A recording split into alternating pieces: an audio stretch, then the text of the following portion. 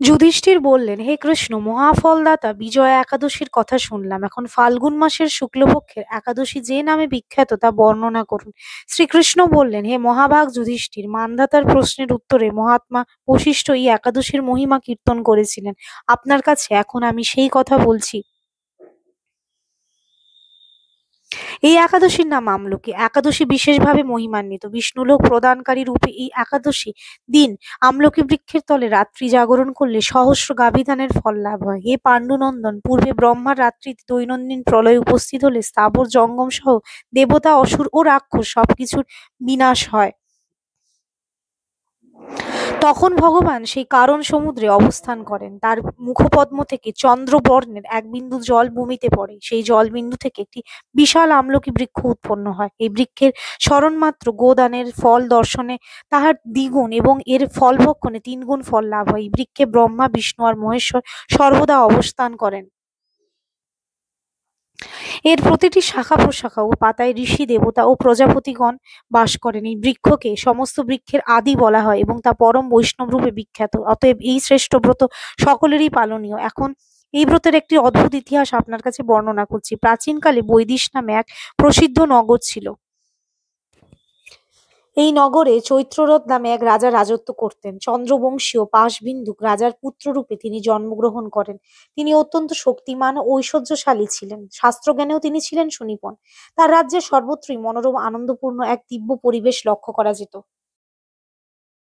প্রজারা ছিলেন বিষ্ণুভক্তি পরায়ণ, সকলেই একাদশী ব্রত পালন করতেন। তার রাজ্যে কোনো অভাব অমঙ্গল ছিল না। এইভাবে প্রজাদের নিয়ে রাজা চৈত্ররথ সুখে দিন যাপন করতে থাকেন। একসময় ফাল্গুনী শুক্লপক্ষের দ্বাদশী যুক্ত আমলকি একাদশী তিথি সমাগত হওয়ায় রাজ্যের সকলেই এই ব্রত পালনের সংকল্প করলেন।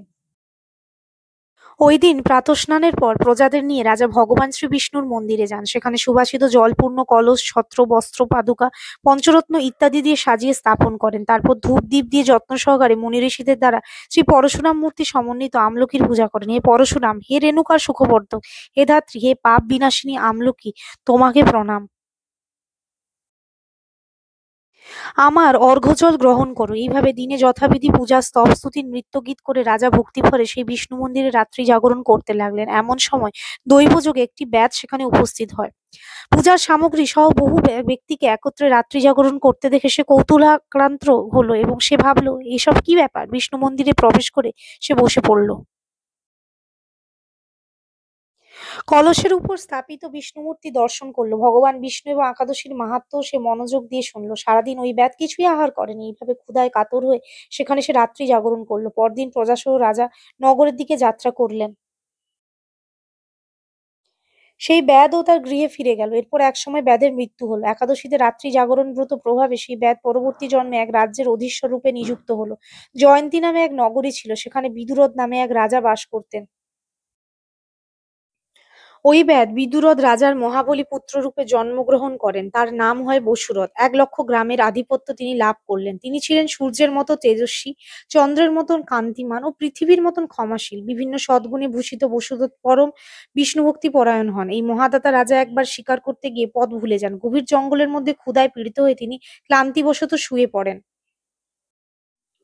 এমন সময় কতগুলি পর্বতনিবাসী ম্লেচ্ছ রাজার কাছে এসে নানাভাবে উৎপীড়ন করতে থাকে। রাজাকে তাদের শত্রু মনে করে তারা তাকে হত্যা করতে চেষ্টা করে। পূর্বে এই রাজা আমাদের পিতামাতা, পুত্র পৌত্র সবাইকে মেরে ফেলেছে, আমাদের গৃহ ছাড়া করেছে। এইরকম বলতে বলতে ম্লেচ্ছরা রাজাকে হত্যা করতে উদ্যত হয়। তারা বিভিন্ন অস্ত্রশস্ত্রে তাকে আঘাত করতে থাকে, কিন্তু আশ্চর্যের বিষয় তাদের সকল প্রচেষ্টা ব্যর্থ হয়। রাজার কোনো ক্ষতিই তারা সাধন করতে পারেনি। তখন রাজার শরীর থেকে নানা অলংকারে বিভূষিত এক পরমা সুন্দরী স্ত্রী মূর্তি আবির্ভূত হন। মহাশক্তিধারিণী ওই নারী অল্প সময়ের মধ্যেই সকল পাপী ম্লেচ্ছকে নিধন করলো। রাজার নিদ্রা ভঙ্গ হলো। এই ভয়ানক হত্যাকাণ্ড দেখে রাজা অত্যন্ত বিস্মিত হলেন।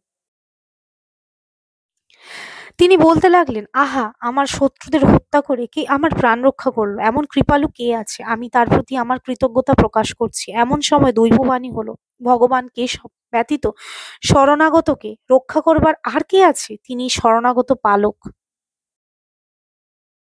দৈববাণী শুনে তিনি ভক্তিযুক্ত চিত্তে গৃহে ফিরে এলেন। তারপর প্রজাসহ মহাসুখে ইন্দ্রের মতো নিষ্কণ্টক রাজ্য ভোগ করতে লাগলেন। বশিষ্ঠ বললেন, হে রাজন, যে মানুষ এই পরম উত্তম আমলকি একাদশী ব্রত পালন করেন তিনি নিঃসন্দেহে বিষ্ণুলোক প্রাপ্ত হন।